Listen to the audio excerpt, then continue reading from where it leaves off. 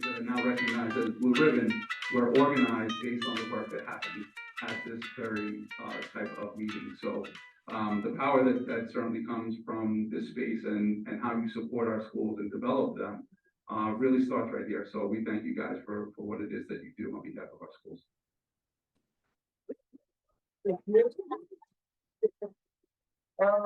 My favorite person, I love it. This is his first official presentation as the superintendent of schools.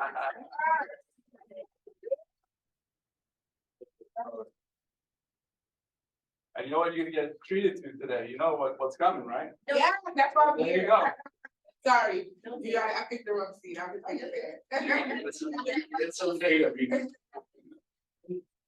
Okay, good evening, everyone. So we're fortunate that just this afternoon they lifted the embargo on New York State assessment scores. So part of my report tonight will be to share with you the current state of where we are as a district. As that compares to other schools citywide that I can't necessarily give you today, that I can do moving forward, but I can't share, information about District 25, which I will do. But before I get to that, I do have a couple of other things that I want to make sure that I speak to you about. Full admissions timeline. It is that time and space for us as families to start thinking about the application process, regardless of whether or not you are a child that's 3 years old, thinking about pre-K, pre-K, kindergarten, G&T, middle school, or high school. The My Schools account is the place where we go to support the admissions process. So please make sure if you do not have an account as a parent, touch base with your parent coordinators in your buildings, so that they can support you in that space. Fall 22-24 admissions timeline for high schools. Tuesday, October 23rd, high school application specialized high school admissions test registration opens. Friday, October 27th, SHSAT registration closes. Wednesday, November 8th, SHSAT school day testing. Friday, December 1st, high school application process closes. And Thursday, March 7th, 2024, high school offers will be released. Now, this is really an important time for our families as they organize for the admissions process for high school. Now, while this process does open, it doesn't mean that you need to jump right at the moment to say, okay, I'm going to now fill out all of my schools. It does mean, however, that you should start looking and researching with your children around what is the best option for them as learners as they start making their decisions. Every single year, we get to a space where some will say, I didn't get into the school that I wanted. And when the follow-up question is, well, how many areas did you apply to? It becomes limited at times. We know that we've also run into some experiences where none of those choices were matched. But it does make for a better opportunity, provided that everyone knows in their family what schools am I applying to and why, to give you the best opportunities to get into the schools that you're looking to get into. Middle school, Wednesday, October the 11th, 2023, middle school application opens. Friday, November 10th, the deadline to register to test for the Mark Twain IS 239 and District 21 talent tests. So if those things that interest you, please make sure that you keep those dates in mind. Friday, December 8th, the middle school application closes. And Wednesday, April 23rd, middle school offers will be released.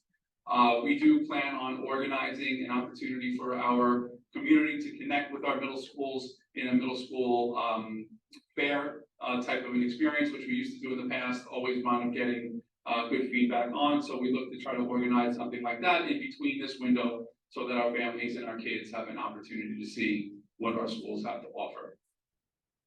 Kindergarten admissions, Tuesday, December 5th, kindergarten and kindergarten G&T applications open. Friday, January 19th, that's when the application deadline closes. And Wednesday, March 27th, kindergarten G&T offers will be released. Pre-K, Wednesday, January 10th, 3K and pre-K applications will open. Friday, March 1st, 2024, and 3K applications will close. 3K and pre-K applications will close. G&T upper grade, Monday, April 15th. Application opens and closes on Friday, May the 3rd. This is National Principals Month, in the event that you guys did not know that. So we celebrate all of our principals, including the few that we have behind me. Congratulations to all of them for all the hard work, and thank them for what they do on behalf of our kids here in District 25. Does not go without saying that I appreciate all that they do. Is a job that is requires tons of hours, and they do it with grace. So I thank them for all that they do. Listening and learning tour. At this point, I've had 3 stops connected with teachers as well across the district, DC 37 members. At this point, we've met with almost 1,200 parents and students across District 25. That number is probably even higher than that. Last night at PS 129, we had over 500 parents and students present for the Listening to Learn tour. So I thank Ms. Hewlett for that. I thank Mr. Leung for the great turnout that was at 185, and Mr. Chabot for the great turnout at 214. Their work in helping get organized made those nights successful, certainly for myself and hopefully for the community that joined. The feedback that we have received thus far has been rather positive, in the sense that things that our families believe we do pretty well is the space of communication and transparency. Something that has come from each of the visits that I've had so far. Commentary also about things to improve. Clubs and things of that nature have come up pretty consistently from our communities, and what the things that we get to offer after school are some things that have been raised across each of these 3 stops. And we are going to continue to work with our school communities to see what we can offer over time. And, you know, I do encourage our families to make sure that they share the things that they would like to get done. You know, some things are much more difficult than others, as the CEC knows, that we, you know, have certainly tried to continue to build on the CBO process. But absent the conversation, it doesn't really create much traction. So we're going to continue to build towards that end. My next visit is tomorrow evening. So I do encourage those of you, if you can't be there in person, we do live stream it. So you're welcome to join, whether it's in the physical or virtual space. Because all feedback to me is welcome, and you know, I appreciate. So I encourage you guys to be there if you can. So tomorrow I'll be at 184 in Flushing Manor. All the links for this presentation will be available on our District 25 site. So all of you can go there as needed. I will be doing a pre-K virtual tour in next week to connect with our pre-K parents. You know, just around things that are really super important, building that space of continuity and making sure that our kids are in school on a routine basis. It begins in that pre-K space. One piece of information that I will share, although you won't see a chart of it, I'm going to talk to the relationship between attendance and student performance, because it does show itself again this year. And, you know, I will kind of indicate that as I go through the data momentarily. After that, we have PS20, John Bound, will be one of our next stops, and we will close out the tour at 164. Part of this, what you don't see in here, will also be visits to schools, connecting with kids to hear some of their feedback around the instructional program, things that they feel that are going pretty well, things that they themselves want to see a little bit different, done differently for them as learners. So we will be connecting with them, and as part of this process, we'll be coming back with all of that feedback that our community is providing to share with all of you guys here, along with the things that we plan on doing next. So there's a celebration. I know that we kind of called to that already. So an extra congratulations to 242 and PS 244 for the recognition that they received as National Blue Ribbon Schools. Well deserved, as we shared earlier. It is National Hispanic Heritage Month. Our schools are in the process of engaging in activities and lessons, reading of texts that all support National Hispanic Heritage Month. We do have just a couple of example slides of images here, just showing our kids connected to this work inside of their buildings, and we'll continue to do that over the next couple of weeks and throughout the school year. So thank you to our schools and to our children for engaging in this important work during this important time. So, state of our district. I'm going to share with you tonight a data set connected to ELA and a data set connected to mathematics. In this data set, I'm going to share with you the performance of all students, how we performed as a district. I'm going to share with you how our students with disabilities performed, how our English language learners performed, and then across subgroups, how we performed as a community district. And then I will share the same thing for mathematics. In ELA, you're going to notice that there was less of a change in terms of overall performance than in mathematics. Mathematics, we did grow by 8% as a district, which is pretty significant. That is a job well done across our schools. And in literacy, we did grow, but minimally. We grew by about 0.3 in District 25 from where we were last year. So this is kind of what this looks like, and you see our initial table here for overall district performance. We are currently at 62.9% of our children currently at levels 3 and 4, which stands for proficiency. We did have a slight change also in a reduction of the number of children that are currently performing at level 1. And those are the spaces of direction that we want to go. We want to continue to build on this path and this trajectory moving forward. What you are going to see here and what it is that I have been able to kind of recognize as I looked at this data, one of the grade levels that saw the biggest dip for us as a district was grade 3. So grade 3 typically was often one of our highest performing grades in our schools. This particular year, it was not nearly as high as it usually is. And I think there are lots of variables that play a role into that space, and one that our schools are continuing to examine. But what you will see here in this just comparative analysis, on the very bottom, you'll see it says 2022 grade 3. And you'll see the performance in 22-23 was around 63.6% for our children in grade 3. This particular year, we were under 60% in grade 3 as a district. So for us, it does give us some room for pause and room for action in terms of what does this now mean for our planning and support. Carly, if I know that you're doing something, would you mind just, okay. Thank you. But it does give us a space for ongoing learning. So there was a 5.3% change for our kids in grade 3. Grade 4 and 5 did exhibit a positive change in the positive direction in terms of performance. Grade 4 by around 3.5%, and grade 5 by 6.7% from where they were same grade level last year. The other part that is important is that we did see lower, a trend in a positive direction in terms of the percentage of children at level 1. But the grade level here that was most concerning in terms of performance was grade 3 for us as a district.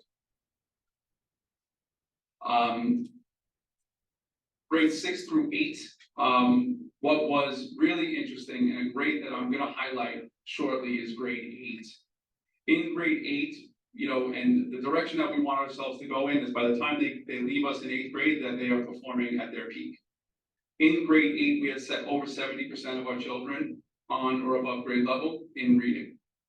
So we were at 72.1% of our kids in 8th grade currently meeting or exceeding standards, which is something that is really important for us to kind of highlight and illuminate.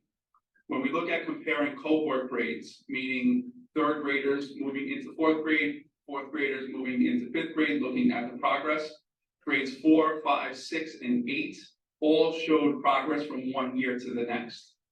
The grade levels that did not, the grade levels of most concern this year are our 3rd, which are now our 4th graders, and our 7th, which are now our 8th graders.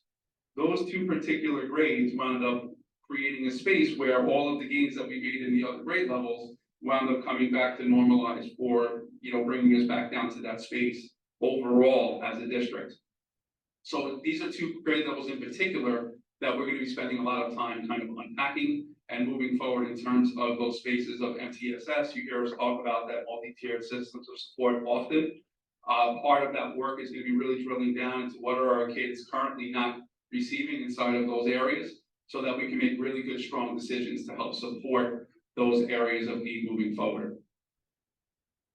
So our students with disabilities, In terms of subgroups between our overall, so we only grew by 0.3, but our students with disabilities did grow by more than that. They did grow by 2.8% as a cohort, which is really promising. We do have a ton more work to do here as well for our students with disabilities as we move forward. When you look across grade level, grades 3 to 5 did show some progress, with the exception, as I said, to grade 3. Grade 3, you'll see that there is still that gap in terms of performance. Grades 4 and 5, we not only saw a reduction in the number of children that were currently at level 1. When you look at that data, especially grade 4, there was about a 12% difference from where they were in terms of level 1 in 2022 to 2023, which is really important. So grade 4 improved by over 13.7%.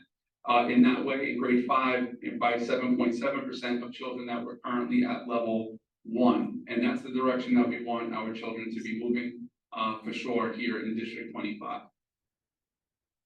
Our students in grade 6 through 8, similar type of pattern. You'll notice that grade 7 also had, for the gaps that we saw in our general all students population, we see here with our children in grade 7 again. Patterns in grade 6 and 8 also continue to exist in a positive way. So in grade 6, we went from 48.6% at level 1 last year to 35% this year in grade 6, and from 47.5% in grade 8 to 31.4% in terms of those children that are at level 1. If you look at the far right-hand side, you'll see the difference in terms of level 3 and 4 performance. Grade 8 was the one that certainly, shined in terms of the overall performance in grade levels. But having said that, we still have a ton of work to do for our students with disabilities, even though we did see progress this year. Our L data, this is also an area for us in terms of concern. Our L's last year were over 20% of our children that were English language learners were on or above grade level. This year we're around 15, just under 16% for our children this year, which showed a 4.4% decline from where we were in 22, from the 2022 school year.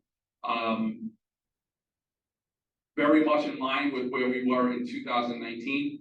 So what's actually really pretty interesting in some cases, in 2022, our grades 3 through 5 wound up having more of a struggle, and our kids in grades 6 to 8 wound up improving quite a bit. This year, in some cases, we wound up seeing a little bit of regression in grades 6 through 8, and a little bit of an increase in grades 4 and 5 to kind of balance all of that data out. So, and you kind of see that in these types of spaces. We do have more work to do here. Grade 3 had a big impact in terms of our L performance. Typically, we were well over 30% for our L's in grade 3. This year, we were in the 20% range. So all of that particular grade level did wind up impacting the overall performance of District 25 this year, as it turns out. And I don't know this for sure, but I'm thinking that there's probably a trend, across the city that is very similar for this particular grade. But more on that, I'll be happy to share more about that when we come back in the next meeting. Subgroup performance. Our subgroups remained relatively flat as a district. Our Asian learners grew by just under 2%. Our Black learners grew by 1.3%. Our white and Hispanic learners had a small dip from where they were last school year. The one space that I do want to highlight, and I did mention to you grade 8, our learners in grade 8 wound up really doing quite well. Our Black learners improved by 14.7% to a space from 2022 to where we are now. It's almost 62% of our learners, our Black learners, at or above grade level. Our Hispanic learners grew by 9%, just under 58% performing on or above grade level. Our Asian learners at 80% in 8th grade, and our white learners at 75.4% in the 8th grade, which is the space where we want our children leaving our middle schools ready to go for high school. Now, even though that sounds really great, we still have even tons of room to grow inside of this work so that all of our kids are ready to go by the time they get into high school. For us, it's what are we doing now with our 7th graders that we saw a little bit of a dip from last year so that we are ready to go for this year's 8th grade. So on to our math data. Math, we did see progression from where we were in 2022. We're at 66.4% as a district in mathematics for children that are currently on our grade level. This includes a 6.2% reduction in the number of children that were at level 1 during the 2022 school year. In terms of grade level performance, what you're going to see are patterns that are relatively consistent in terms of growth. Grades 3, 4, and 5 did edge higher this year. Grade 4 and 5 exhibited the greatest difference with over a 7.7% change from where they were in 22 to where they are in 23. And grade 3 performed around 4.5% higher than grade 3 students last year. There was a decrease in the number of children that were at level 1 in these 3 grades. Grade 3, an 8% difference. Grade 4, a 4% difference, and grade 5, a 6% difference in terms of children that were currently below, well below standard in that level 1 range.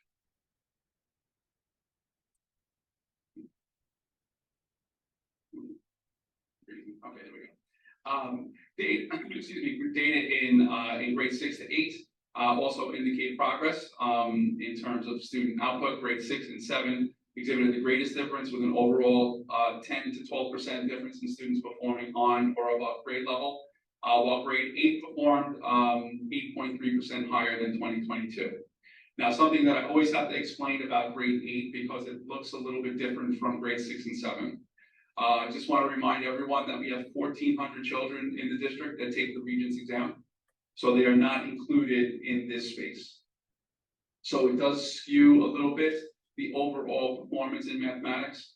If we were to include our Regent students in this, it would elevate our overall performance from where that even is at 66% to even higher than that as a district. As those numbers become present, I will share with you also what that looks like when we combine both of those together for the 8th grade so that you can get a little bit of a different picture of performance in mathematics when it comes to this. And this is all to do with the state and how they organize their information for children that take the Regents versus children that take the New York State assessment. They don't necessarily join them together as they are different assessments. So they don't put the 8th graders in the same exact bucket of state performance because they're 2 different assessments. But having said that, we are in a space where we have made progress with our 8th graders taking the Regents. We did meet our goal of 65+% of our children achieving an 80 or above in the Regents assessments this year, which was significantly higher than where we were last. Students with disabilities, we did see a positive change year over year. Data indicate that we had a 9.7% change for our students with disabilities, and a 12.9% decrease in the number of children that were at level 1. Which is really something that is important for us to continue to highlight, and continue to push towards, as we want all of our students, including our children with special needs, that opportunity to make sure that we are moving toward and on or above grade level. Our students with disabilities across grade levels, children in grades 4 and 5 saw increases in overall performance. Grade 5 increased by just under 5% at 4.8. Grade 4 by 13.7%. Grade 3 did see a little bit of a dip from where we were in the previous year. Overall, as I mentioned, we saw a positive change in the number of children that were at level 1, ranging from 9% to 12.5% across each of those grade levels. Grades 6 through 8, we also saw some positive changes here at the district, across the district, especially when we're talking about children that are performing at that level 1 space. We also saw progress in terms of children that were on or above grade level. So grade 8 increased by 9.7%, grade 7 by 21% in mathematics from year over year, grade 6 by 12%. Grade 6 and 7 also reduced the number of level 1s significantly. grade 7 by 27%, grade 6 by 15%. And grade 8 did not see an increase, did see an increase in the percentage of children that were at level 1 for our students with disabilities. Our L data, we did see progress for our L's in mathematics. We did grow by about just under 3%, 2.8%, as well as an improved level of children that were currently at level 1 by 8.4%. So we did see a nice upward trajectory across District 25 in this space. For our subgroups, we did see improvement across our subgroups. The largest change in our district was for our white subgroup, grew by 12.4% year over year. Our Black learners improved by 10.8% year over year. Our Hispanic learners by 9.6%, and our Asian learners by 8.1% year over year. Every subgroup did see a reduction in the number of children that were at level 1, ranging from 3.9% to 13.4%.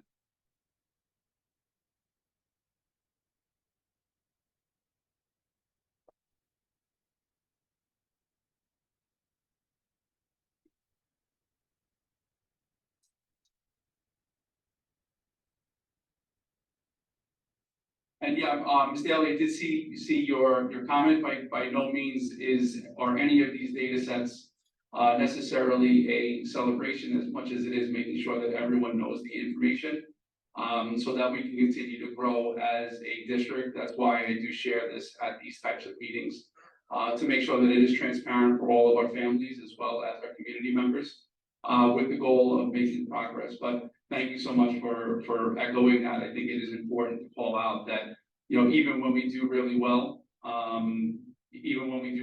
there's still so much. And when we say well, it's relative to percent increases, right? But behind those percent increases, those are children. So we want to make sure that we're continuing to push forward and make sure that all of our kids have access to high quality instruction as well as high quality performance. So I don't disagree with you. Every single one of these numbers here, while we're sharing it as growth, we have miles to go as a district. And we're a district that does pretty well, but we still have so much to do, even in that wellness. So I thank you for that. It's an important piece that you just shared. And that concludes my state of the district for now. And we will add more as the year goes on, as we complete. And just so that everyone knows, all of our schools are completing the iReady and Acadians assessments right now. So I can certainly give you guys an update on where we are at the beginning of the year and what our schools are doing with that information. But if anyone has any questions, be happy to.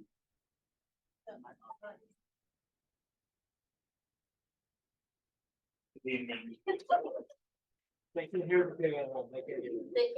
Okay. No, they can't. Good evening. I just have a few questions. Yeah. Number one, the current GNT student need to reapply, or they'll be taken care of by the school? Current GNT, I don't think that there is a need for them to reapply. There's no reapplication process for GNT. No. The second question. You're sharing all these increase. Are these numbers given to you by the state? Well, yeah, I mean, the state exam, so of course, yeah. Okay, so are the denominators the same? Because if they're not the same, the percent increase may not represent the true. Well, I mean, it's all relative. I mean, we have typically a couple of thousand kids that are going up is good. Okay. Yeah. The range of number of kids does not vary so greatly where it's going to impact percentages by fractions of a percent. It would not impact it on a large scale. Fair enough. Did you mention the alteration like kids got 3s and 4s versus 1s and 2s? So that's something that I can certainly break down at the performance of our kids in terms of the algebra readings. We can give you another breakdown of. I had shared it at a previous CEC meeting, but we can do it again certainly for the community. It's not listed here, but from what I could be off by percent, but I believe it was like 65% of our kids were 80 and above on the algebra regions last year. Yeah. So my biggest question, I guess, because of the comments about grade 3 going into grade 4 and like the grade 7 going into grade 8, what are we doing per se to target those kids that are now in grade 4, grade 8, to see that they don't keep falling backwards? Great question. Yeah, that's a great question. So one of the biggest components of our work, and one of the reasons why we also shifted into HMH, was so that we can start organizing our thinking in similar types of ways. And you know, part of this process that we're going to be engaging in is at the end of every module, every single school is going to be administering assessments, the same assessments across our schools, so that we're all connected and having conversations in the same way about our kids. Well, one of the spaces of our work that's pretty clear is the foundational skills for a number of our kids still need additional support. So when we look at the patterns and trends of children that struggled on the state assessment, there's also a correlation in a couple of ways. One, particularly around phonics and making sure that our kids are able to decode words in order to ensure that they have access to the text in front of them. So things that our schools are really going to be really connecting to in that space is, what are those particular gaps that we're seeing for our children? Many of them happen to be in those early foundational spaces. So part of our classroom instruction is going to be dedicated to supporting our kids in some of those basic areas, inside of small group instruction, inside of centers, inside of our classrooms. So as parents, things that you would be and can and should ask about if your child, particularly if your child is struggling, is how is my child being engaged in those small group learning opportunities? How is my child being engaged in centers? Are they being given the opportunity to learn things associated with their areas of need during that time? In addition to that is, how do we continue to elevate their learning inside of the space of the text that is standards-based text, right? So how do we make sure that we're kind of balancing between both of those things for our kids in the classroom? But it's really cued in. So what I've asked all of our buildings to do is make sure they know every single one of those kids in their school super, super well, so that when we walk into a classroom, our eyes are cued on making sure that we know that those children are receiving the supports that they need in the classroom. I have one more. Yeah. The other question I said that I was thinking about is, do we know the percentage of children that have opted out of the exams that wouldn't be included in here? Yes, that I can give you I do not have that off the top of my head, the exact percentage. It was not a huge percent in District 25. We don't have a huge number of children that do opt out here, but that's not to say that we didn't have a number of them. I'll give you the percentage certainly at the next meeting. I don't remember it off the top of my head. Yeah, it's a refusal, not an opt out, yes. Hey. Hi, I have a question specific to this presentation, not public comment. In addition to HMH, that's always my preference, right? HMH is district-wide, of course, multiple districts across the city. In addition to HMH, in high-performing school districts like 26 and 25, what is your secret sauce to address? Because when they're already high in the 60s and 70%, of course, the city.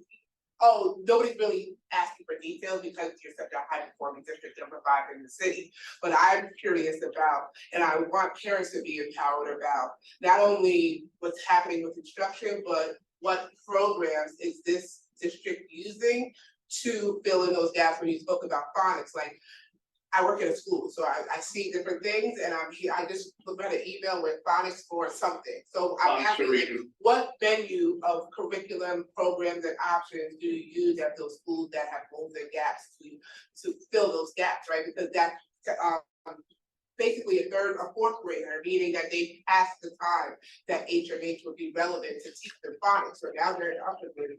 What programs, different types of programs, like specific names of programs, do schools and districts use to administer MTSS, right? Because when you say MTSS, but parents don't know, is that, okay, you know, it's not a kidney, it's a kidney for lower grade, but is that just more I-ready work? Is that quantitative Fidel? Is that, and I know it's not, I'm just throwing out names, because I like to know, like, so parents can Google those curriculums and kind of find things that are in the program. So in addition to HMH, and that's a great question, Venus, you know, in addition to HMH, one of the pillars of our work, especially for early childhood, in addition to HMH, to build those foundational skills, Hegarty and Foundations are two of our core programs that's happening with our tier one. That is not a tier two or tier three. Those are part of our tier one instructional program to build a phonemic awareness for our children, one of the first pillars of literacy, as well as Foundations, which is around phonics, building our kids' ability to decode. So part of the work that we are doing in coupled with the cadence, I'm turning like this because I don't want you to necessarily see my back. Coupled with the Acadience assessment, all of our schools also have assessments that they give inside of Foundations to gather what is it that our children need in terms of those basic foundational decoding skills. And then they offer additional supports, whether it's an additional dose of Foundations to provide additional access, or other programs depending on whether or not they have needs that go beyond that space with programs like Spire, programs like Sound Sensible. When they get into the upper grades, in grades 3 through 5, you hear our schools talk about programs like phonics for reading for our children in grades 3 through 5. You'll hear programs like Just Words for children in grades 6 through 8, which is a program to also help children in the upper grades with some of those basic foundational skills as well. You know, so there are a number of different resources and things that New York City has also shared with us as tools that would benefit our kids that are in that space of needing additional support. Okay, you're welcome.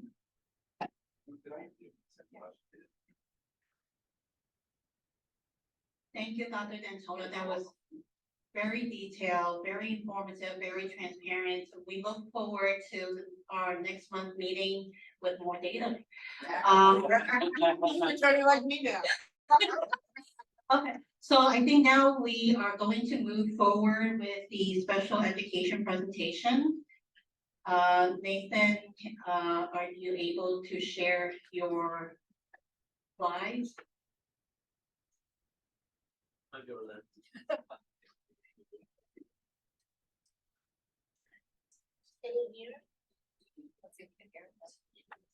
And if you hear, please say hello. Nathan. Did you end with? Yeah, he's got the co-host.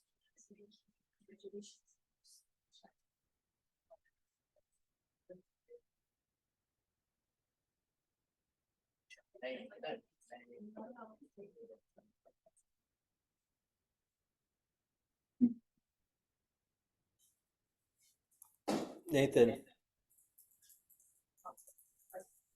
you all dressed up? Unmute yourself. Or you can. Okay, thank you. Hold on, wait. Let me get you on the computer up front. Hold on. Okay, I was waiting to be unmuted, that's why. Nathan is with my co-host. Hold on 1 second. I got locked out of my iPad. 1 second. 1 second. 1 second. All right, Nathan, go ahead. Give him a ring. Nathan. Dinner. I got locked out. Yeah, I'm on.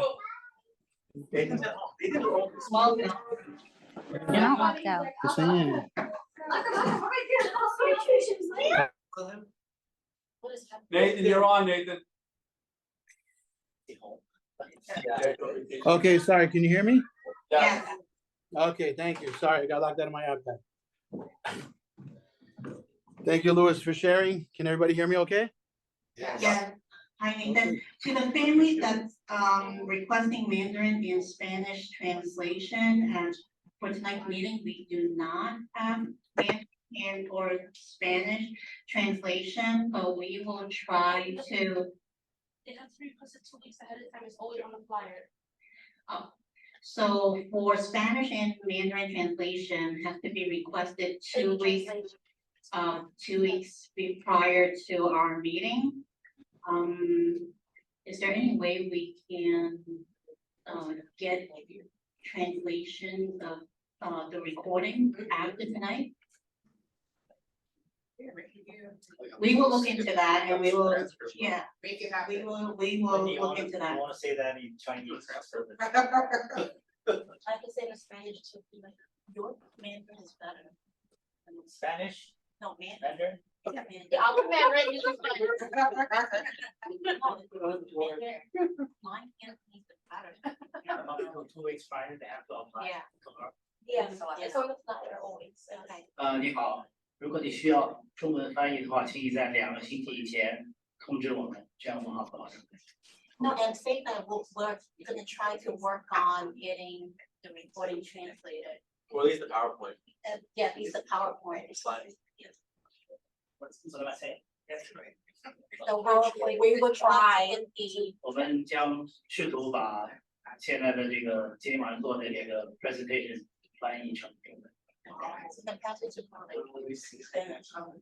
Buenas tardes, para aquellos padres que hablan español, si necesitan, la próxima vez que están en la reunión, si necesitan que les traduzcan en español, por favor, deja saber 2 semanas antes.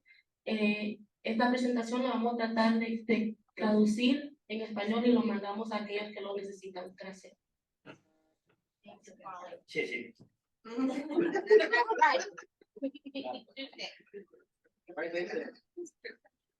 Okay, everybody, thank you. Good evening. I'm sorry I couldn't be there in person, but glad that I can present this IEP process for parents. My name is Nathan Yakubov. I'm the administrator of special education for District 25. And you have my contact information there on the screen. You can reach out to me for support and questions about special education evaluations, special education services, assistive technology, and any placement questions as well. So you've probably seen this, District 25. We're about strong roots and strong schools and empowering learners and embracing differences to provide equitable access and opportunity for all. And sometimes that will involve special education services for some of our students so that they can actually have that access. So what is an individualized education program, an IEP? All students with disabilities who require special education services have an IEP. The IEP contains information about your child's interests, their strengths, their needs, their goals, and it lays out an educational program for them. It is a legal document and it describes how the DOE, the Department of Education, will provide your child with a free and appropriate public education in the least restrictive environment. And we'll talk about that a little bit later in the slides. So just a few notes about the process, and the process for seeking services does differ for 3K and pre-K and school age. So I'll start with this slide with the 3K and pre-K process, which is the same. And there's really 3 stages. There's the referral point, there's the evaluation, and then there's finally the IEP meeting. So if you're concerned about your child's development, you can write a letter to your local committee on preschool special education.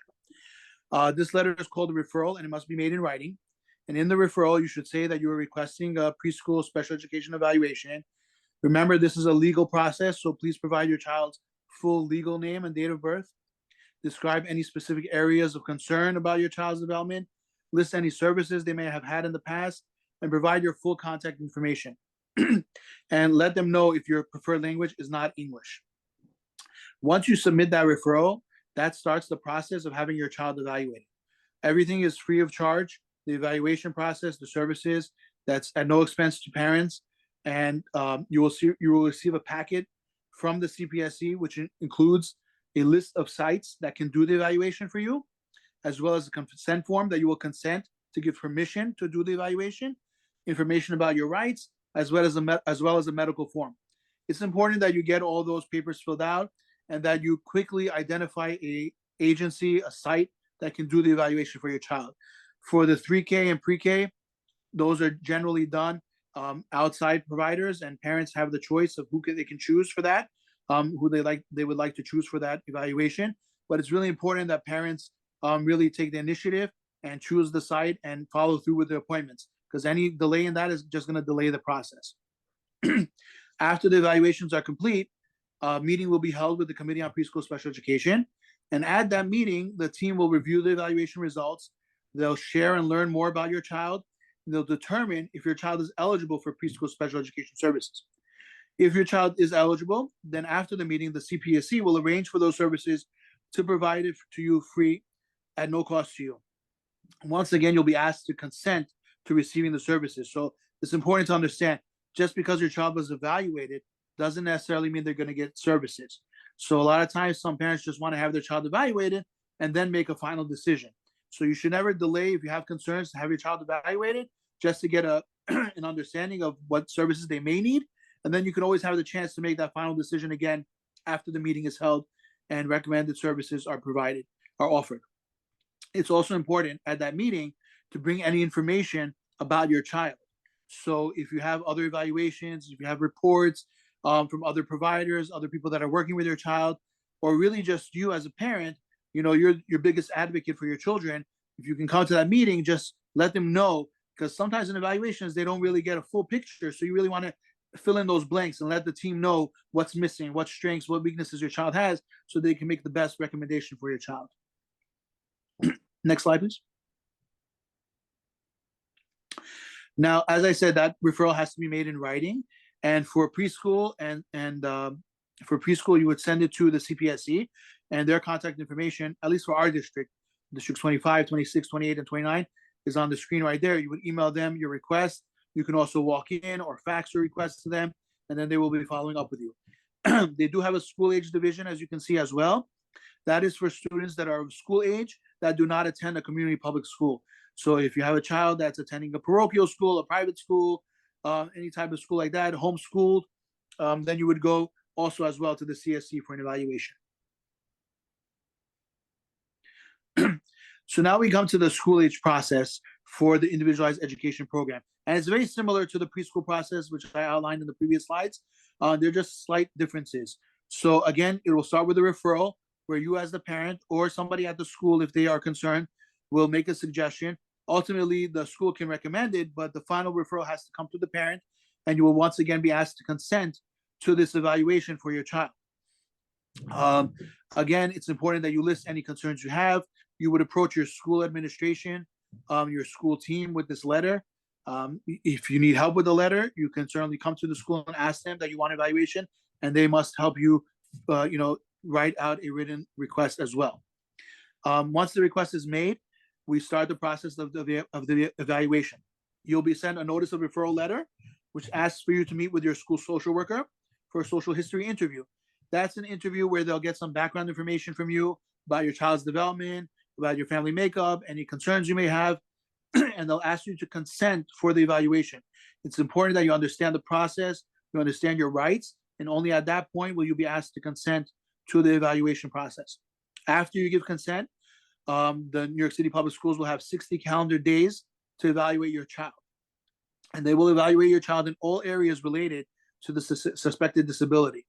It's important to know, different from what we said before, this evaluation for the most part will take place at your child's school. Every school is equipped with a team that can conduct the evaluations. If there's an issue of another language, sometimes we may need to refer outside, but generally speaking, most of the evaluations will be conducted at your child's school. After the evaluation is completed, you'll be ready for your IEP meeting. You'll be invited to the meeting, and you will come at the meeting. And again, you will review the evaluations. You'll go over the information. You will bring to the team anything that you feel is missing from those evaluations. You have the right to bring your child to that meeting as well, if you feel that will give a better picture of your child. And the team will work together with you, because it's important to understand parents are an integral part of that team. So when we say IEP team, that includes the parents as well. So you are part of that team, and you will be making the decision for your child's services together with the other members of that team. In order to be eligible for services at the school age level, your child must be eligible for one of the 13 disability classifications as defined by the New York State Department's regulations. I didn't list them over here. Like I said, there's 13. Some of them might include autism. Some of them could be a learning disability. You can have another health impairment, a speech and language impairment, emotional disability. Those are just a few of the disabilities that your child may have that will allow them to be eligible for these services, which again will be provided free of charge to you. Next slide. So on this slide, we see the IEP continuum of services. And like we said, the individualized education program is a written statement of the plan that the district is providing to you to let you know how they're going to provide a free and appropriate public education in the least restrictive environment. Those are kind of legal terms. What that means is that your child will be in a school and a classroom with non-disabled peers for as much of the day as appropriate for your child. So that's really the gauge that we follow when we make recommended special education services, is always to look how much can your child be around typically developing students for how much of the day and what kind of setting that will be. And when we talk about different settings, you can see that list of settings that we have on the screen right now. There's a whole range of services. Your child can be in general education. They can be in general education and get perhaps speech therapy or occupational therapy. They may require the need of a special education teacher support services, which is either one-on-one or in a small group. They may need an integrated co-teaching class, which is 2 teachers, 1 general education teacher and 1 special education teacher. Or they may need something more restrictive, for example, a special class, which is a small class where every student has an IEP, or our District 75 programs, which are special education, or even something such as home instruction, hospital instruction, or day and residential placement. It's important to note on the side of the slide, I put that blue arrow going up and down. And the reason for that is because this is not like a ladder where your child ascends or descends steps.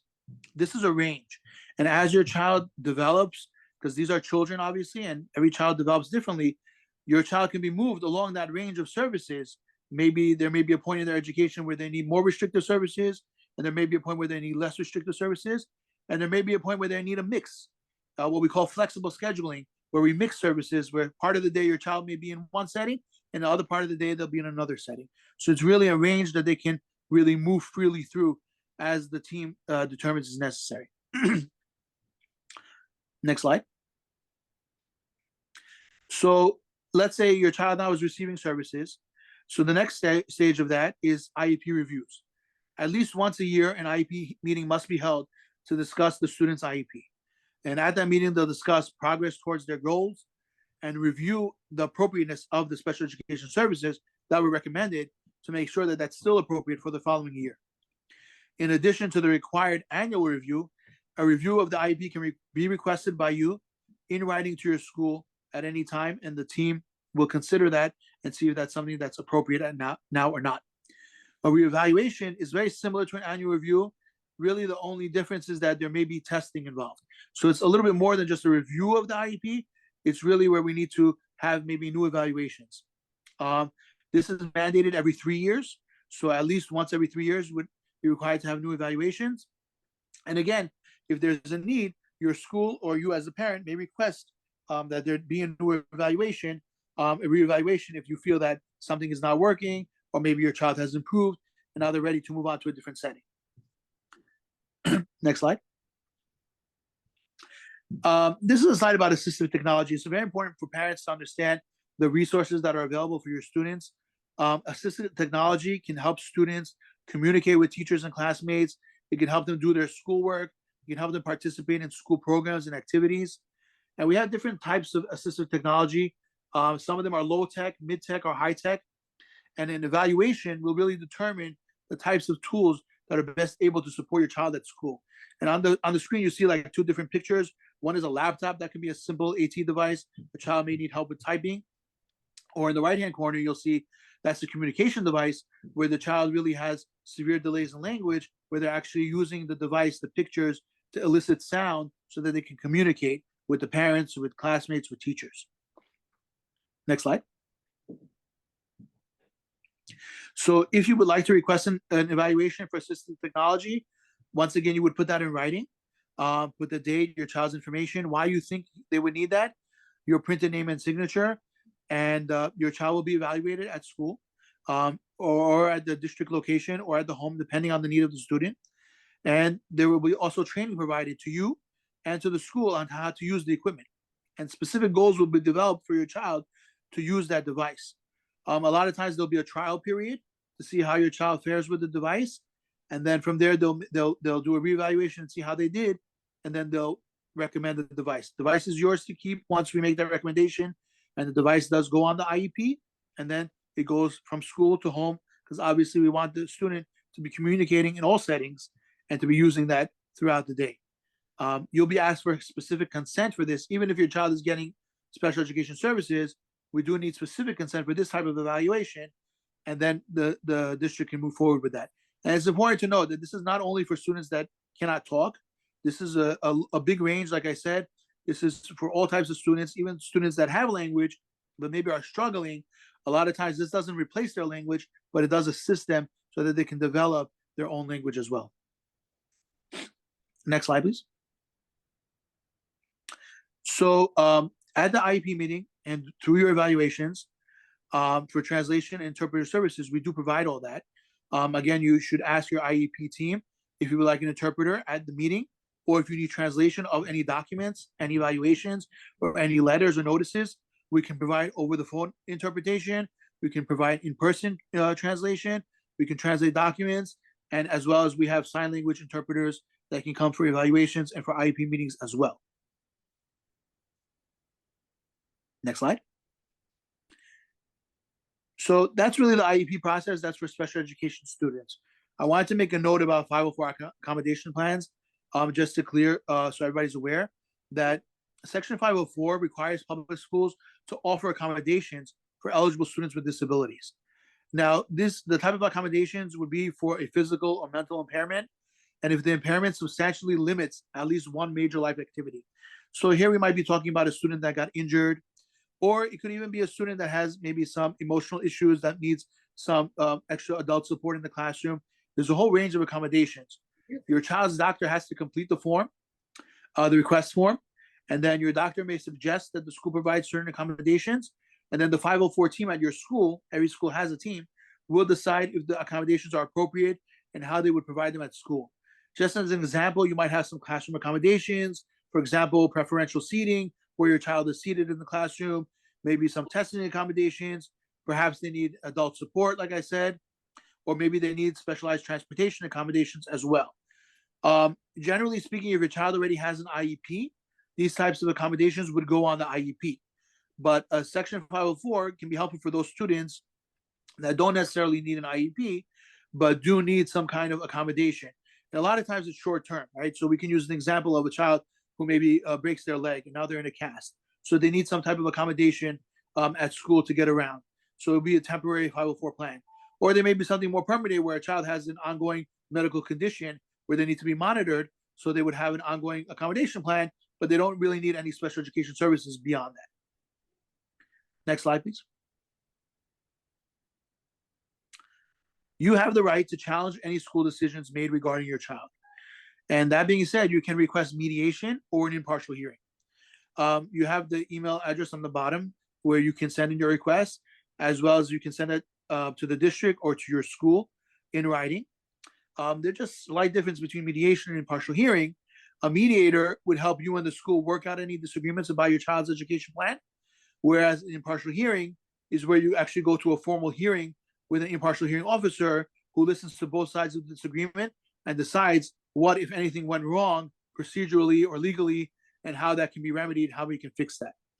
Of course, if you have any questions with that process, you can always reach out to me as well, but just know that you always have the right, even after a recommendation is made, even after you've consented to services and services have begun, you do have a right to request a hearing or mediation. Next slide, please.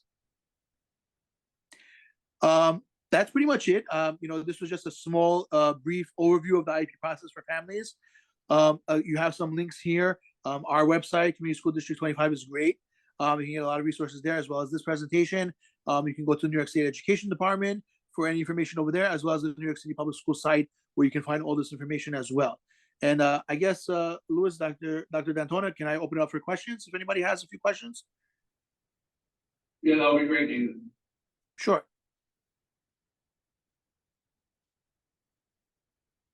Oh, Nathan, thank you for the presentation. I have a question that's related to a student who's already in special ed, who already has an IEP. What is the rule of student moving from self-contained to ICT and vice versa? Or that is at the discretion of the principal? Of the parent. So thank you. So like I mentioned, parents are an integral part of the IEP team. So they are definitely part of that team. However, there is a process for making any of those recommended changes. Because the child has an IEP that recommends a certain setting, if we want to change that, we will need to have a new IEP meeting. Again, parents are part of the IEP team. They can request that meeting for specifically that purpose. They don't have to wait for the annual review. They don't have to wait for the school year to finish. There's no specific time that has to be done. there may be a need for new evaluations, but not always. And it's definitely something that can be brought up. And we encourage it. You know, as professionals, when we're working with special education students, that's a question we always ask ourselves: as when is the child ready to move to a less restrictive environment? And you know, if the team doesn't bring it up, whenever you're at an IEP meeting, you should always be asking that question as well. Not to say that your child doesn't need something more restrictive, but the team should be able to explain to you the differences and why is it that at this point your child needs one level of support over another. Thank you. I actually have two questions. The first one being, sorry, I just lost my thought. Okay, so the first one being, if you feel that you have medical documentation for a child for certain services, but when you have the evaluation at the school level, they feel it's not, is that where you're talking about mediation or like a hearing coming into play, or how does that go? Because you have a medical doctor saying one thing and you have a school evaluator saying something else. No, thank you for bringing that point up. It's a great point. I'll just answer the end of the question first. Mediation and impartial hearings can be done for anything. You know, a parent has a concern. Obviously, we encourage you first to speak with your school and the team to see if anything can be handled at that level. And if not, you can always reach out to the district level, to myself or our family coordinator. And then from there, if you know it's not being resolved and you feel that this is something that needs to be escalated to that level, we always encourage parents, that's their right as parents. That being said, when we come to medical recommendations, it's important to understand the difference between a clinical setting and a school setting. So our schools are not clinics, they're not hospitals, they're schools. And you know, a lot of times we have a difference of opinion between what might be offered in a clinical setting as opposed to what would be offered in a school setting, what's appropriate. So we encourage medical documentation. Definitely, if you have that, parents should always bring that to the school and bring that in. We do have an Office of School Health that can review any of that. We ask the parents will have to sign a HIPAA form and give permission for our New York City Public Schools doctors to talk to the parents' doctor and get an understanding of the need.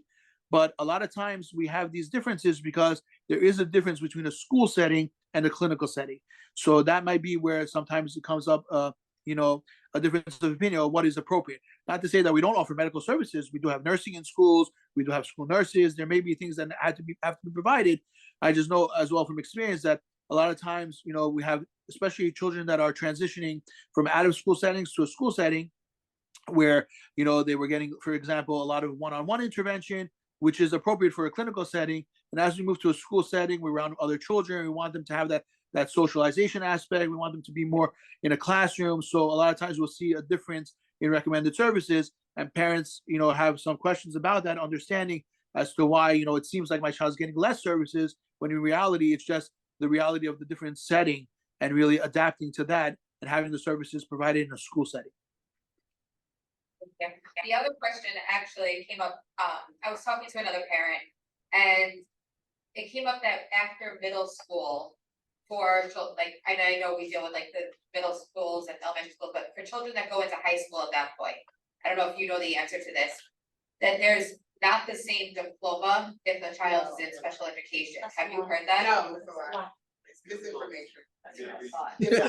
So I'm not the high school AZ. We don't have high schools obviously in our district, but you know, that's something I would definitely speak with the school. I mean, a child, even with an IEP, should not be denied the right to attain the credits that are needed in order for them to get their diploma.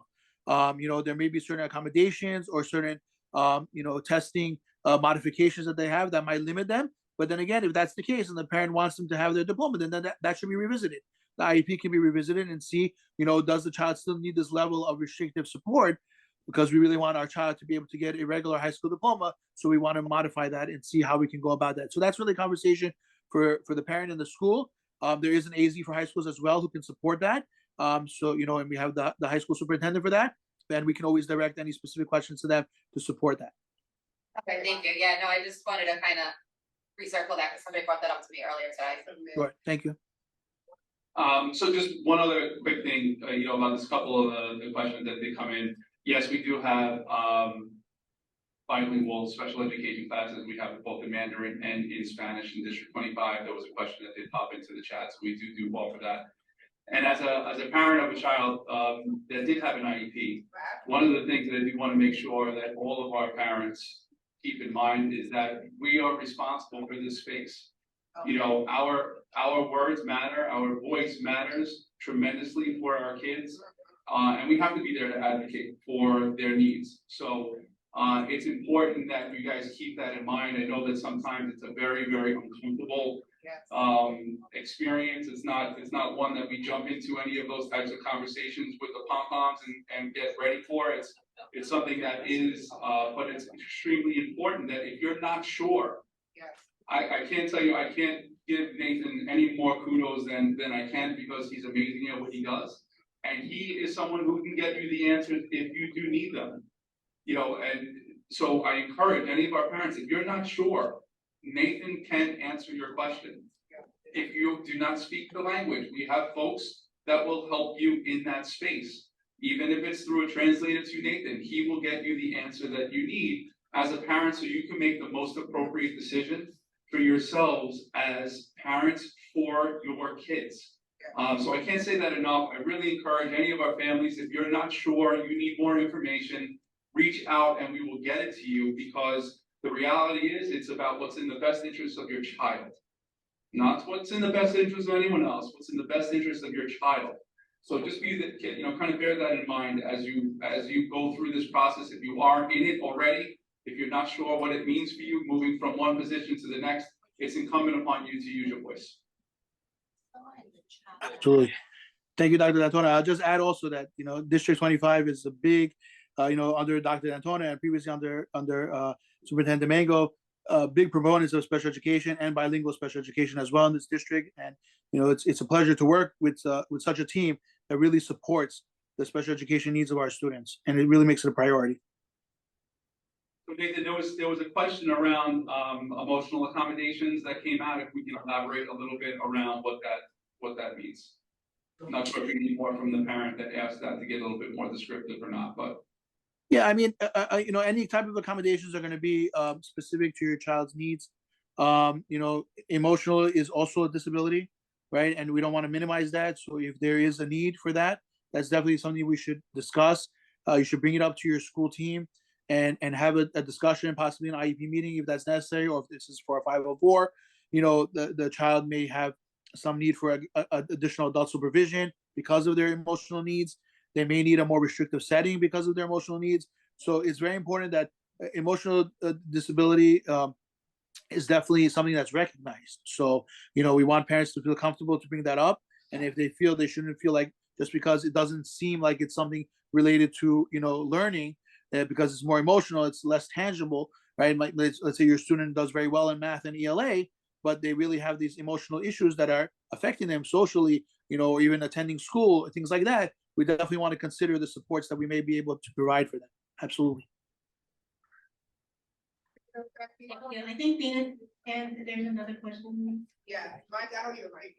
I loved his presentation last year when he was invited, and I see that he's back again. You were in person. Remember, I was sitting back here with you and my son. My only request to the council is that you give us maybe 2 or 3 months prior notice to the families that are on the Zoom so that they can have their IEP handy. Because while even though this information is very valuable, it sometimes goes over the head of your average everyday parent, especially if they're not looking at their IEP or their 504 plan, so they can refer to what he's referring to, right? Because a lot of parents, 90% of families that I speak to don't know what their classification is. They don't know what their child's classification is. They don't know when their child's annual review projected date is. They don't know what their child's present level of performance is, right? Most of our, 75% of our families don't really understand that document, don't have the full document, have never read their child's full evaluation that's done by these outside agencies or these in-school agencies that the district offers. They don't understand that you can utilize your outside evaluation to be the foundation of your child's IEP. You don't have to wait for the DOE to have the data available because they're telling you to make sure you get the date. Sometimes those dates are 3 or 4 months out where you can go to your pediatrician and request a referral to get an outside evaluation. It was a coincidence that when my son was 5 years old, the outside evaluation that I got was from a provider that the DOE contracted. So I was able to use the evaluation that I had instead of having to wait at the district office. The lady came out with her hair on top of her head saying, I can't test your son. So sometimes parents have to be empowered about the results of an evaluation, which is the starting process for an evaluation. And one last thing I want to speak to Nathan is that I encourage parents to know your child best and to understand and possibly know if your child has a disability before the school is telling you that your child is 3 grade levels behind, right? ADHD doesn't come up in school. It presents itself in that setting. But as parents, we must empower ourselves where the DOE is not telling us what our kid can and cannot do based on what they're seeing in the classroom, because we're already 10 steps ahead of them. So again, my recommendation is that we know next time when you're coming, so that families can come prepared with their IEPs in their hands at home, or a digital copy so that they can follow along with you and really get into the nuts and bolts of their child's specific needs. Because you're giving them information, but they're not looking at it, they can't really take it back to their schools and make any requests or modifications. Thank you so much, Venus. I have another parent here. Not as loud as Venus. I don't know. I can compete with you, Venus. Hi, Nathan. No competition. Absolutely. Nathan, it's not really a question, it's more of an observation. I'm part of the registration process at my school, and oftentimes we're dealt with families that come in, pre-K families that are coming in for kindergarten registration, and they're in the process of getting an evaluation for their child in pre-K. However, it takes a really long time and there are delays where they're then coming to us in kindergarten and they're still waiting on that. And oftentimes, you know, and I don't know who it is, so I don't want to put the blame on anybody, but they're like, oh, well, your new school is going to kind of like handle that.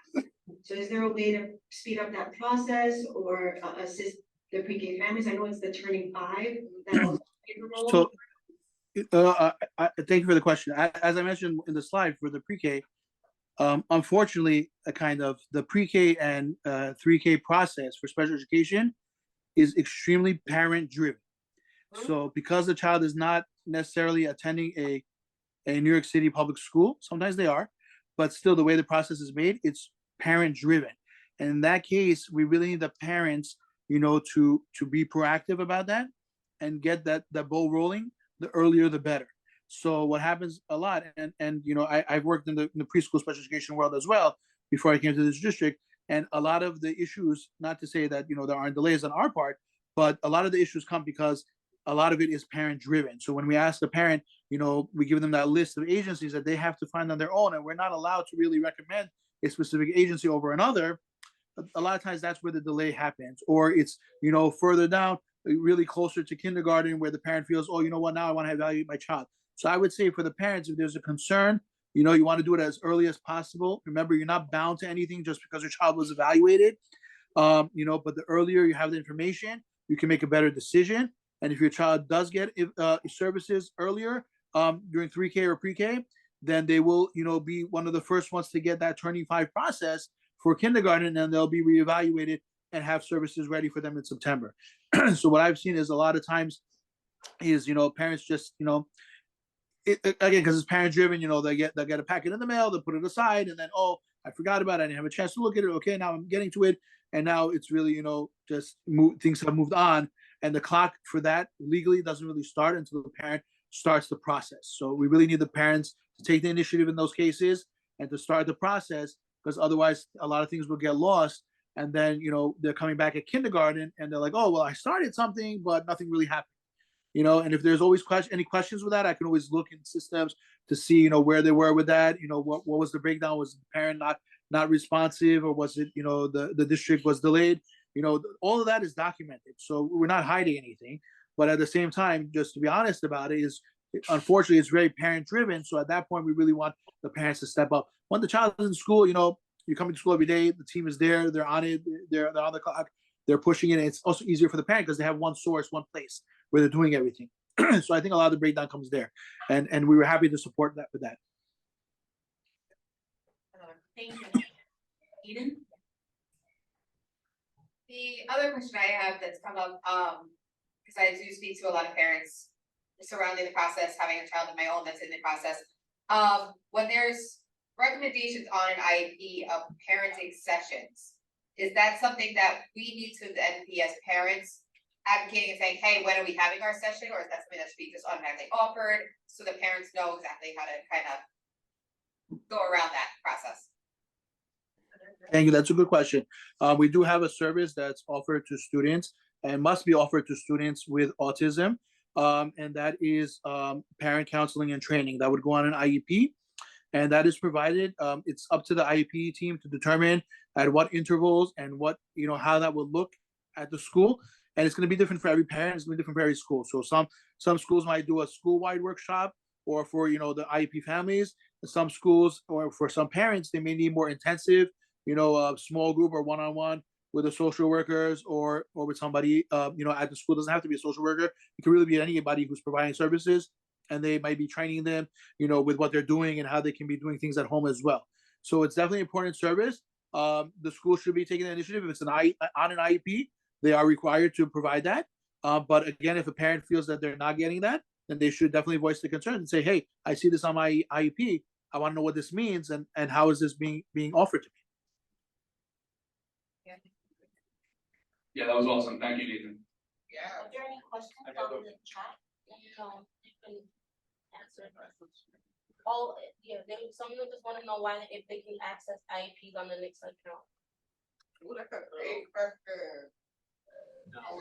You're the Nathan? Nathan. Okay, just in terms of, Nathan, can you just talk about access to their IEPs real quick? I'm not sure. I don't think that it's Louis. It should not be on that Nix account. Again, it's a legal document, and it has very personalized information for your student, for your child. So there are federal and state regulations in terms of how we document those IEPs and how we keep them. At the district level, we do have access to those IEPs of our students. So I encourage any parent who doesn't have a full IEP, is missing pieces, evaluations, whatever it is, you can always reach out to me. I will look into the record and see what's missing, and I can always provide that to you. I'm seeing in the chat Heather Daly saying Nixa does have a summary in there. So thank you for that. But in terms of the actual IEP, again, we can always send that to you. If you reach out to me, I would just ask you for permission, because it's easier if you want to give permission to get it through your email. Then you would consent to that, and I would send it to you. Or you can always pick up a copy in the office. I can print it for you, or we can mail it out to you. Definitely, parents have the right. They should have those IEPs. When I used to have IEP meetings with my families, I always tell them, keep a copy, make a copy, and put it somewhere. It's an important document. This is an important document for your child, for you to understand, and for you to reference as your child is growing in school, to be able to go back and say, what did we recommend last year, and what are we doing now moving forward? Yeah, thank you for that, Nathan. And Heather also included in there around what is and what's not present inside of that summary. But I encourage all families, if you are having a difficult time accessing your IEP, you're connecting with your school, certainly. If for some reason you're not getting the information from your school, connecting with us at the district office, and Nathan will be happy to organize so that you get access to that, whether it's in a paper copy because you want to come to the district office, or by our consent, getting it digitally to you. But I can't share enough the importance of making sure that you know what's within your child's IEP. It's really super important that you are aware of all of those things that connect to your child's education. So if you're not sure, ask the question. I promise you'll get an answer from us at the district office. Thank you. I see we have Heather Daly from the Citywide Council on Special Education. Thank you, Heather, for answering some of our families' questions. Do you want to unmute yourself and introduce you and say a few words?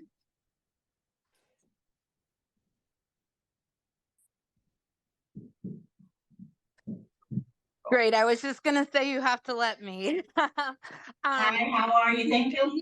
Thank you. I'm good. I'm so glad that you guys had this presentation. I think it's so important. I think is especially important as we're seeing an influx of new arrivals into those city schools of children, and making sure that new parents are aware of how the process is to get their children evaluated, I think is super important. I also want to invite people to come to our citywide council and special education meetings.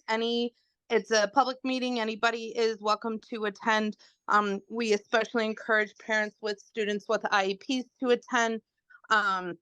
Tomorrow is our business meeting, And it begins at 6:30 in person at Tweed, but we're also online and Zoom. I'll drop the link in the chat in a few minutes if you want to register for that, and we would love to have you there.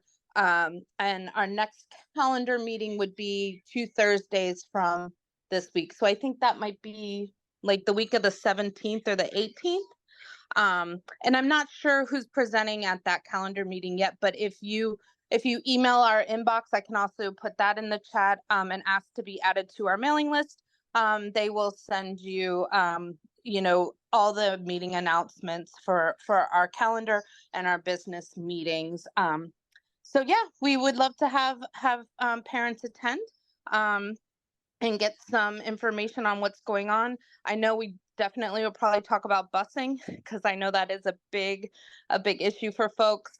So that we'll talk about that. And I think we're also just establishing all our committees because we finally have a mostly full council. We are, just so folks know, we are accepting, I believe, applications for our appointee to the Citywide Council on High Schools. So if you're interested, you can also apply for that if you have a child with an IEP that goes to one of our New York City public school high schools. So I encourage you to apply if you're interested. But thank you for letting me speak. I appreciate it. Thank you, Heather. And Yeah. you're translating, so thank you for that. Yeah, I tried. It's just a summary. I know there's I highly recommend just knowing our district, that if you just always have a Spanish and Mandarin interpreter, you're always going to have parents that need that at these meetings. So I'd just like to thank you too, Heather, for being here and supporting, Yeah, Heather absolutely. is very much into the special education space. Oh, yes. Supporting and advocating for our kids, and not only for her own child, but what I appreciate about Heather is that she's advocating for all children that need support. So thank you so much, Heather, for being here. Yeah, no problem. I'm not always the most diplomatic. I definitely am not afraid to speak up, and but that's what we're here for, right? If we don't speak up for our kids, who will speak up for them, and so that's, we're really, the CCSE as a new council, we're under different leadership. We are very, very invested in coordinating with the IEP reps on the councils, and also our District 75 reps who are brand new to this whole process. And we just look forward to working more in detail or in more coordination with those folks so that we can really unite to advocate for our students who really need a strong voice at the table. So thank you, everybody. And if you're one of those reps, please stay tuned. We will be outreaching you as soon as we get our committee established. Thank you again, Heather. If you don't mind, just putting your email in the chat, I think. Absolutely. Some parents, they reach out to you. Thank you again. Yeah, I can also give you the email for our inbox here. I know there's parents that are not online. It's very easy. It's CCSE, so that's C as in cat, C as in cat, S as in Sam, E as in elephant, at schools.nyc.gov. So if you email that email, our council will get it. Our admin, Rose, who is amazing, will add you to our mailing list. Just ask to be added, and she'll get you on it right away. Thank you. And thank you, Nathan, for the presentation. We really appreciate you taking your time and doing this for us. Okay, so now we will move on to new business. Before we get into the public speaking time, I just have two announcements. Back in our September meeting, we announced 2 vacancies on our council. And since then, we did receive an application from Ms. Darlene Malave, whom we interviewed at a special meeting last Thursday. She was a great candidate. She was eager to serve. The council will vote on this issue later at the business meeting. Also, at our next meeting on November 1st, we will have the district planning presentation, which will advise on the current projects and new projects in our district. I think, so now anyone else with any new business? Okay. So we'll move now into the public speaking time, and I know Lamar Hughes is here with us tonight on Zoom, and he would like to say a few words.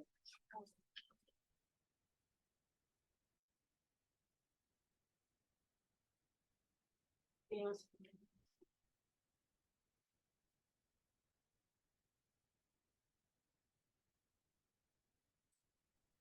Okay. Can you hear me, everyone? Yes. Hi, how are you, Lamar? Hi. Good evening, everyone. How are you? President Yu, Dr. Mike, the rest of the CEC Council. Thanks so much for this opportunity to speak. There are some people who I don't think I've had the pleasure of introducing myself to. I missed the first meeting in September. So my name is Lamar Hughes. I am the UFT representative for District 25 out here. I work at PS 201, which is my home school. And I want to take this opportunity first off to wish you all, the council, a fruitful, a productive 23-24 school year. And I did have a couple of announcements I wanted to share going on in our district. So the first thing I want to do is happily announce our schools are meeting the class size guidelines. I would say we're at about 99.9 and 3/4 well within the guidelines in our districts. So there were some schools and some classes who, you know, throughout the years traditionally have always been over the cap, but over time, as we get into September, the end of September into October, everything seems to work itself out. So thank you to Dr. Mike. Thank you to all the principals that are on and the principals who are not on that have been working to keep those class sizes under the limits. At the end of the day, it bodes well for instruction, for your child's teacher, and for the children in the building. So thank you to that. I also wanted to make two announcements. Speaking on Nathan's presentation on special education, the UFT is hosting a autism awareness workshop on November 4th. Our keynote speaker is Assemblyman Khalil Anderson. He represents District 31, which is the Rockaways and parts of Southeast Queens. And what's noteworthy about Assemblymember Anderson is that he was a District 75 student growing up. So he went from a D75 student to now an assemblyman in our city. He'll be the keynote speaker. The theme of the workshop is to be able to create a space for children and communities to understand autism, to understand the signs of, to understand how to live with, and to know that, you know, there's full of productivity and learning and a plethora of ways that you can live with being autistic, that it's not a sentence or a mark towards your education or towards your level of intelligence. So we want to really make sure that our students and our parents and so forth and other community members are there to attend and to share their experiences. And the next meeting we have is a little bit closer. It's October 25th. It's our annual Queens parent conference, also at the UFT office in Queens. The theme for that conference this year is nurturing your child's emotional intelligence and getting them to recognize emotions and building resilience, empathy, and self-awareness. So I'm gonna find a way to pass this on to the CEC or pass this on to someone there so that you can have copies of the flyers. And if you have questions, our parent coordinator is named Delcy Rodriguez. She's the contact person for both of the events. I want to sign off by, I see also our fellow staff members across the district. So I want to say, I want to give flowers and give a shout out to all our staff members and all our teachers and all of our school personnel that are working this year and getting the year going off to a great, great start. Thank you for everything you do. It does not go unnoticed. I haven't had a chance to visit everyone yet, but know that throughout the course of the year, you know, we'll be back into the groove and you'll see me in your buildings. So thanks for this opportunity. Everyone have a great evening. Heather has her hand raised. I thought she spoke already. Heather, did you want to speak again? Okay. So next we have Joanna. Is Joanna here? I think she's trying. Oh, she oh, sorry. Okay. Oh, hold on, Heather. Take off that.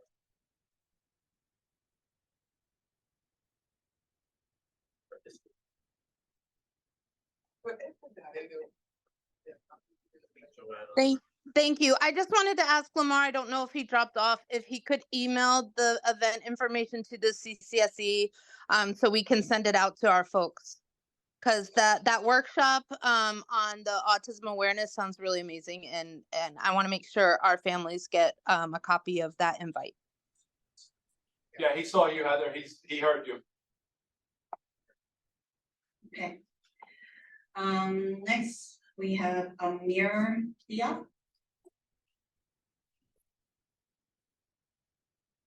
How you guys doing? My name's Amir. I am a children's book author, and I came in, thank you, to actually show you a new technology that I developed that actually helps children with dyslexia learn how to read, because I grew up with an IEP and I grew up having struggled. So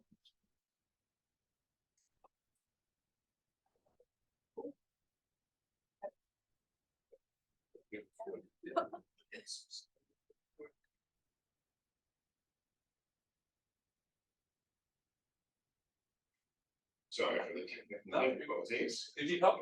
Oh, yeah, of course. That'd be perfectly done. And I'll show it to the camera once pops up. Sure. So you guys will be able to see the character come to life, as well as it narrates well with the children. Very cool. And so as the kids flip their pages, it actually reads the book for them and helps children with dyslexia with their reading.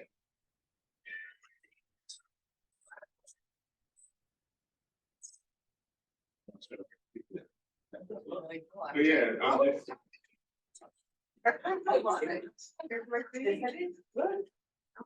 so basically I created this technology to help many children who struggle with reading like myself, and hopefully I can work with CEC 25 in the future and come to the schools and do some readings. Yes, of course. Where you from? Who are you? Oh, my name's Samir.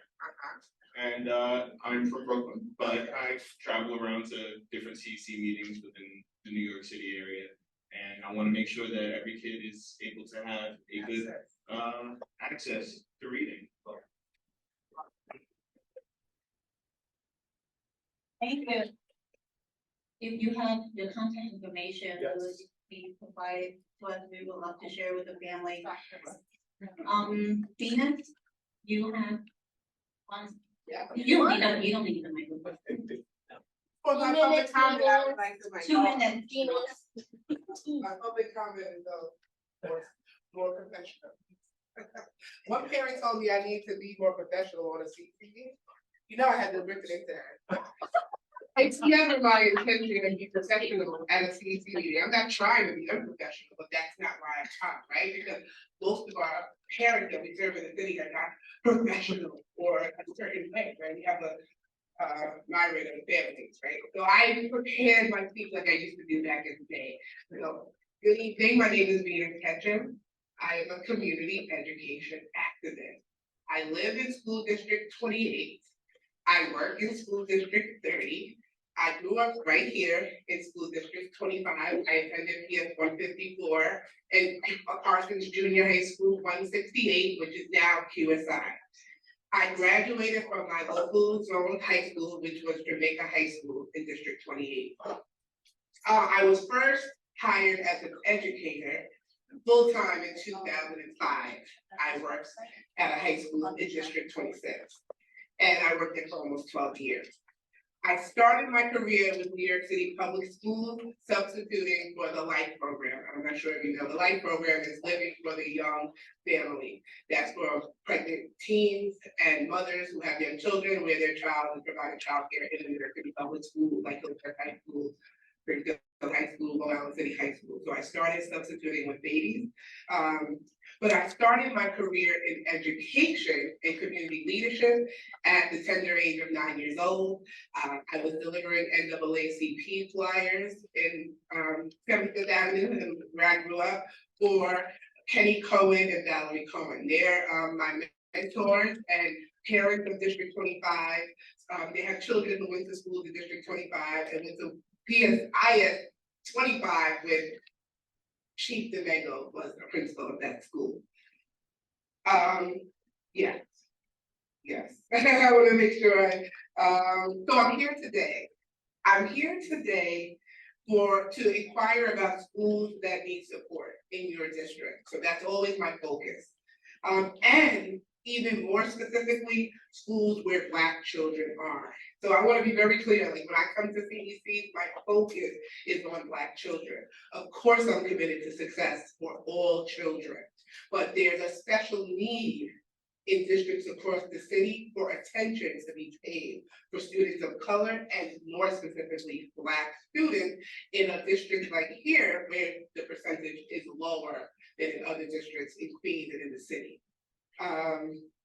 So my question is, how does this district and this council ensure that Black students and families of students with disabilities, students with IEPs, students with special needs feel valued, included, and a sense of belonging that leads to academic success? So it's not DEI, it's not just to say that we've provided equity and access. There's outcomes that are expected from all of these measures and supports, is that children are successful in school. So I'm always interested in the data around Black students, students of color, students with disabilities of all races and colors. So please, I can't wait for next month when we start looking at the data of specific schools in the district. Shout out to PS 201, which is in stark difference to PS 200, which is a few blocks away. That's the neighborhood I grew up. Shout out to PS 154, that has a Black female principal, which is a stark difference from 201, which is a difference from 165, which is a difference from 164. So those are the schools I usually focus on because they're in close proximity to each other, but there's stark differences in performance. And I wouldn't say quality, I would just say performance, as well as RK inside of QSI. There's a huge gap between the performance of that middle school, 250, compared to QSI, which I love and adore, but in the same building that have that segregation and separation, I will always bring up the conversation about race, right? The Lavio is no longer here, so we don't have to say diversity, I can say race. Right, that's my personal focus. I'm not here to make people feel good. That's what he's here for. I'm here to ask the difficult questions. I'm here to bring up topics that people are not bringing up, right? I also noticed today when I was preparing that we don't have a council member of color. I remember when I first came in 2013-14, we had one lady, but since then we have not had a Black council member, unless I'm mistaken. And I'm not saying that we, it's just something to think about and look at, because that's like a small portion of the district, but we want to make sure we're uplifting that. And that's what I'm here for. So thank you. Thank you, Venus. We always welcome your feedback, your advice. I love being here on the council because this council is actually very diverse. Last term, we did have a Black member, Michelle Frederick. I think she may want to apply for one of our vacancies, so we will look into that. So Venus knows that this is part of conversation that we consistently have, and it's around calling out the current space. One of the reasons why we engage in these conversations around our district data is to make sure that we're connecting with the importance of how we're performing across our districts, particularly our Black and Brown learners. And what you'll see all of our schools really try to connect into with their instructional leadership, and we refer to that as instructional leadership equity teams, so that they're really geared into the patterns of disproportionality that exist inside of our schools. And the intention is to really close those gaps. So that's what we do work towards inside of our schools. Okay, so that is all for the public speaking time. We have another announcement for later this month.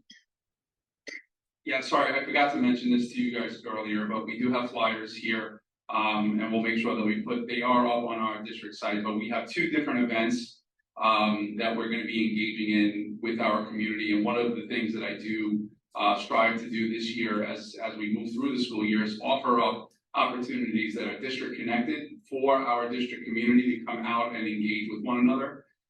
So on Tuesday, the 24th, in collaboration certainly with the CEC and Councilmember Palladino, we will be engaging in the Spooktacular Family Book Night.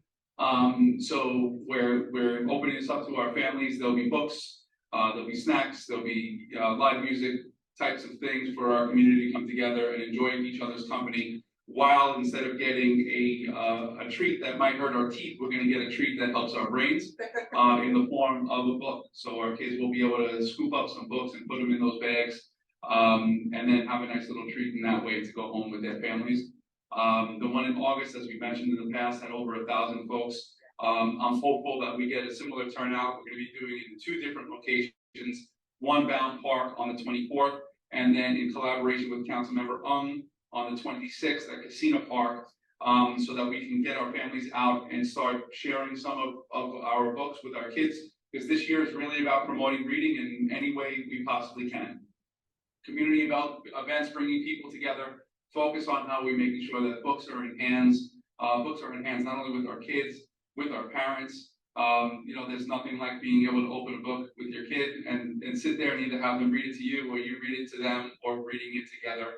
So I do encourage that our families do that and take advantage of the opportunities that are coming forward. I look forward to trying to do more of these as the year goes on. Kind of beginning, middle, end of the year is the mindset right now. But I'm hoping as many of you can come as possible, because the first one was a great event and I'm looking forward to these two as well.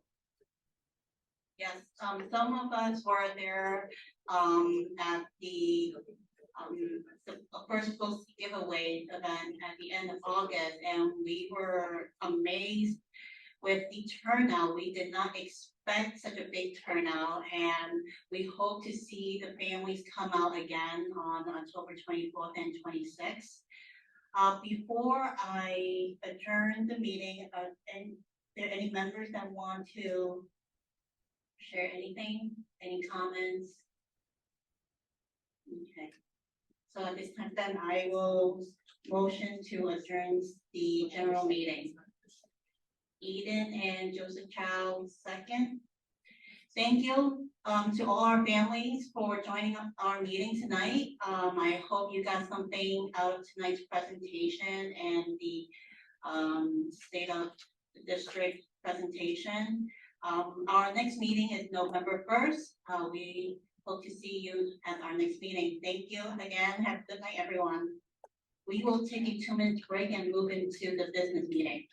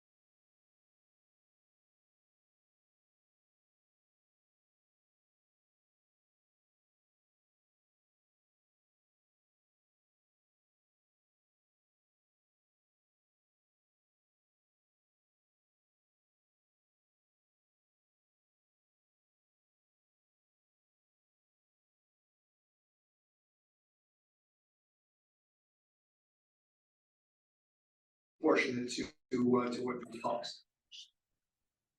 Hey guys, I'm sorry, I was not able to listen to anything right now.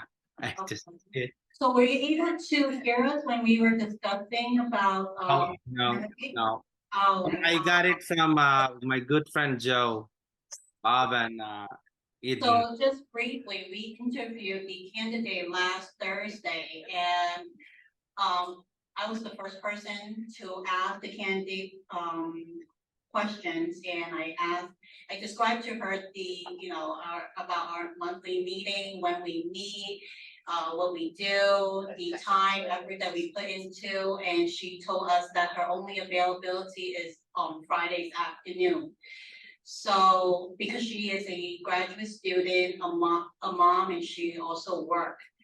So then, we all voted because of her, limited time availability. The council had voted no on her.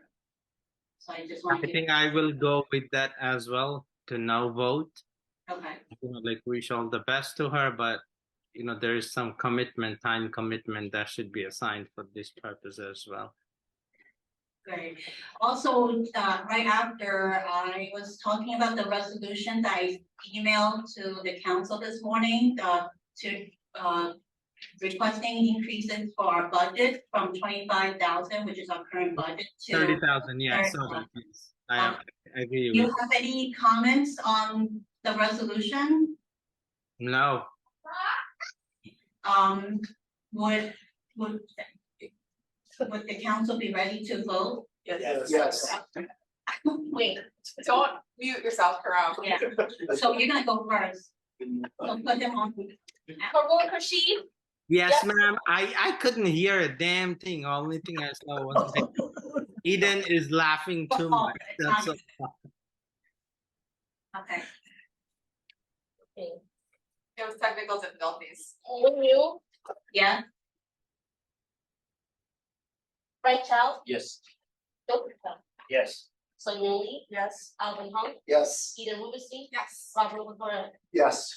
Okay, so by a vote of 8 for yes, we passed the resolution to increase our budget, to request to increase the community education council budget from 25,000 to 30,000. So I think next month I will be working on another resolution, which I'll hope to get on it soon, on the admission process, for high school admission process. I'll give you further details in the later weeks. So I know some of you already visited the schools you've been assigned to, so just want to see if you have let us know what school you visited, and your experience, any concern. So who would like to go first? I have not yet had the chance to visit any school yet, but I'll make a report next week. Yeah, I'm going through the next couple of weeks. Okay, great. This is Bob Wazorek. Yes, so I visited PS 154 on Monday. I was greeted by Principal Pamela Gathers, who introduced herself, told me a bit about the school, and then gave me a tour of the school. Yeah, it was a good experience. I think her wish list was for additional technology resources. They have a computer lab, they have a dedicated computer instructor, and I guess the equipment is somewhat older, and that was like sort of her main interest or request. But it seemed good. It's a diverse school. 24% of the school is English as a second language. And that's kind of my notes from that meeting. Thank you, Bob. So I know, with computers, okay, who, it's not a CEO facility, it would. So they typically get most of a lot of their technology comes from Reservoir grants, usually from our city council folk, often wind up, and I think you kind of heard that when Shane was here Yeah. earlier. Oftentimes they get to replenish a lot of their devices from Reservoir grants that they get from our council members. If not, then it does come from their own budgets to make sure that they could, continue to allocate. During COVID, it was a little bit different, right? When we needed devices, there were processes to make sure that we did receive them, but that's also shifting over time too. But schools that are really in need, we do try to give them opportunities to connect with us and connect with other spaces to replenish things that they do have short need of. But all of our schools in this day and age, we always need to be ready to pivot. You saw what happened, last week. That was, was a little bit wild, and then certainly coming winter time, you never know what happens with storms. So we're always encouraging our schools to be ready for pivoting to that space of remote work. So a lot of that conversation does happen back and forth to make sure schools are ready. Aside from like a dated lab, many of our schools are even beyond that space of a lab.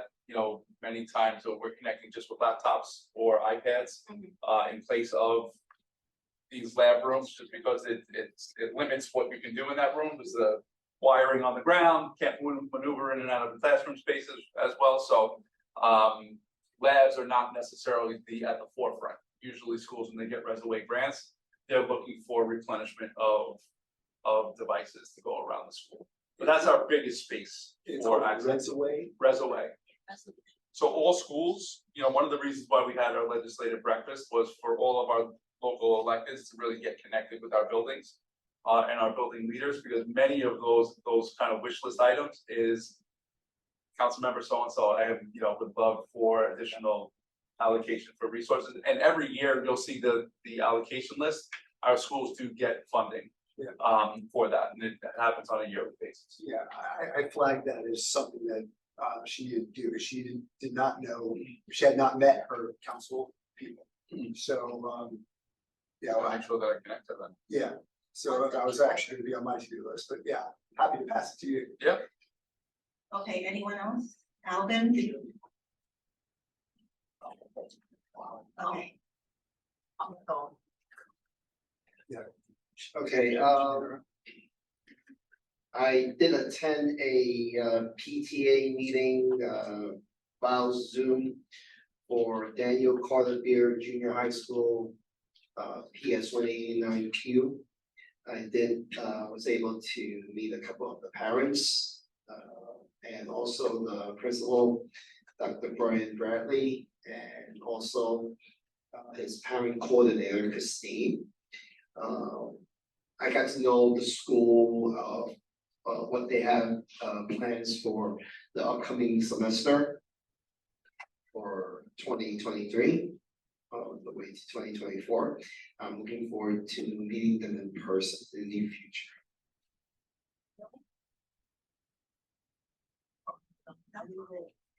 Eden? I have Frank. Joseph? Yeah, I missed all the PTA meeting from last month, so I set up for 5 of them, all the PTA meetings. Oh, okay. By the way, I think it's the parent coordinator in PS 109 did not know what the CEC was. I'm like 209? I don't know what I did 109. We don't have a 109. Yeah.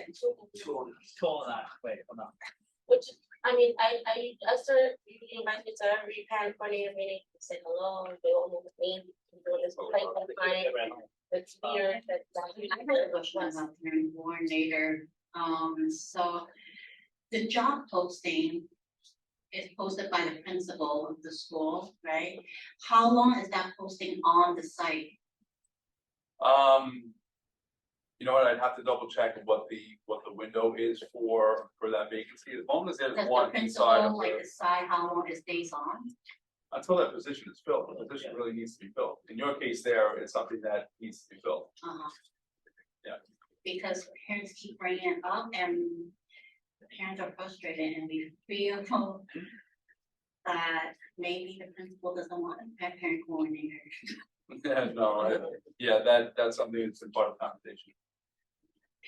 All right, so if there is nothing else, anyone else? Okay, if there's nothing else, then I will move to adjourn the business meeting. Okay, Eden and Joseph second, third, okay. Thank you, everyone. Yeah, okay. Yeah, it sounds great. New Year, and I'm like, New Year's ended already. That's why I thought her.